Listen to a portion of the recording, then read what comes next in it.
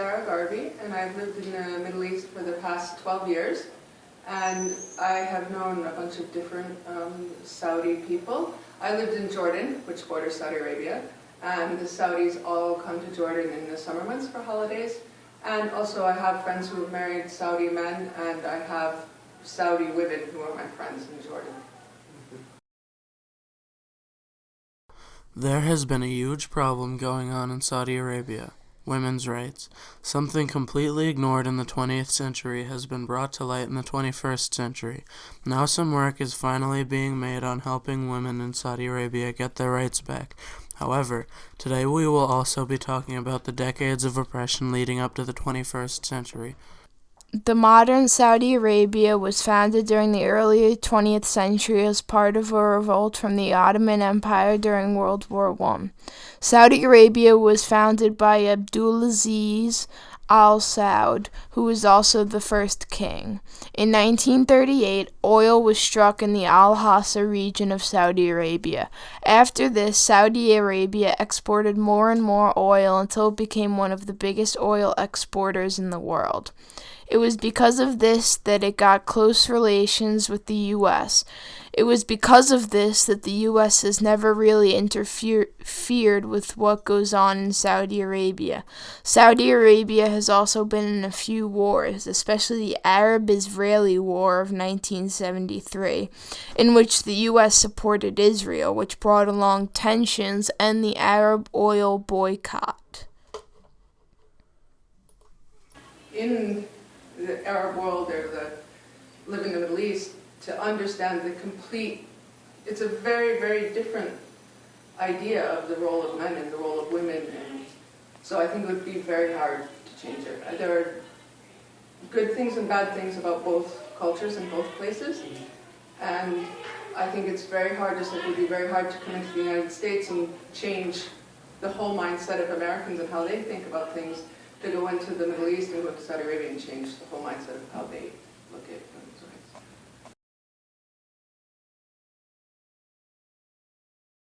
Women are still being oppressed now, but this is not new. Women have been treated horribly for hundreds of years, much worse than it is now. Actually, Saudi Arabia has been rated the 5th worst dictatorship in the world because of all the sexism and feelings of male supremacy. Many rights and privileges have been taken away from women, including the right to drive. Women cannot even use certain doors in their homes without receiving punishment. A woman once let a man drive her deliver her bread without asking her male guardian and received 50 lashings on the back. The U.S. has had a very close relationship with Saudi Arabia, as they have provided the U.S. with most of their oil since the 1940s. The relationship started during World War II when President Roosevelt met with King Abdulaziz on a warship. This relationship carried on throughout the 20th century, but there was a hiccup because of the 1973 Arab-Israeli War. During that war, the U.S. supported Israel. It was because of this that Saudi Arabia and other Middle Eastern countries signed into action the Arab oil boycott, which meant that no oil was to be exported to the U.S. This caused an oil crisis in the States. The U.S. wants to avoid a repeat of that at all costs and believes that interfering with women's rights in Saudi Arabia would bring a repeat of the boycott, and the U.S. does not want to go into an economic crisis just to give the Saudi Arabian women their rights. Do most men in Saudi Arabia like having better rights, or do some want to help the women? I would guess that some want to help the women, but from what I've seen, I don't see very many of them who are jumping up and down to change it. I think it's been that way for centuries. It's also tied into their religion, and I think religion is a very strong identity for any person, whatever religion you are and wherever you are in the world. And changing something like that and changing people's ideas about that, I think, would be very hard. So I think probably the men don't even realize that it's wrong. You know, they want to see this is how their woman is respectable, this is how they've been taught, that this is the way things are, and I don't think that they would be that interested in changing it. And it's much better for them. There's not really a huge motivation for them to change. More powerful than women. The government has done this by stripping women of their education at a very young age. Most women are taught from a young age that Many people in Saudi Arabia are willing to make a change, including the men. However, the general feeling is that males should stay.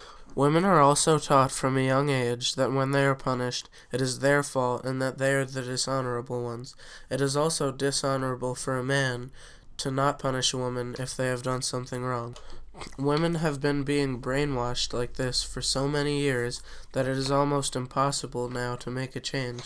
Most of the government in power is also males, and women almost have no say about anything. Small revolts have happened, but nothing large enough to actually make a difference. We believe the only way for a change to happen is for the U.S. to take action. This will only happen if the U.S. becomes energy efficient enough so that they could take a boycott on oil from the Arabian countries and have enough oil coming in from places throughout America so that they won't take too much of a hit economically. This could be coming up soon, too, as the U.S. has become more independent on oil. Now 39% of the oil we use comes from the U.S., and only 8% of our oil comes from Saudi Arabia. We are much more independent when it comes to oil than we are today. In a few years, the U.S. might become independent enough so they could take a boycott and the gas prices wouldn't skyrocket. Was the treatment of women worse or better than the rest of the world thinks it is? Oh, I think it's much worse.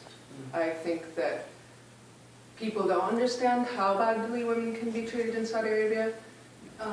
They have religious police in Saudi Arabia, and their religious police walk around with sticks and with like 3 other policemen, and the religious police can do whatever they want to women if they don't think they're following the moral code.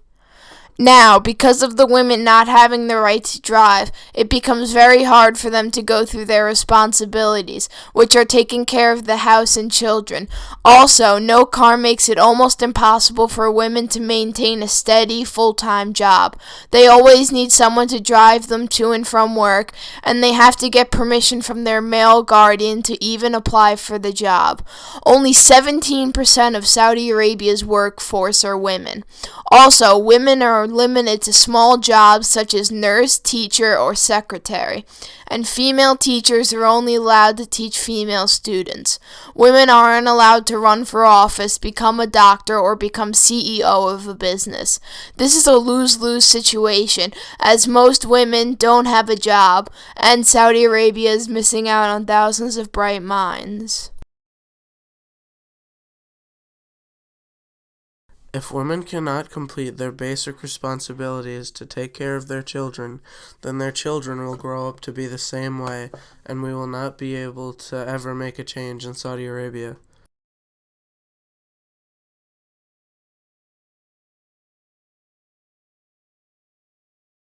Men have much more of a say than the women in Saudi Arabia.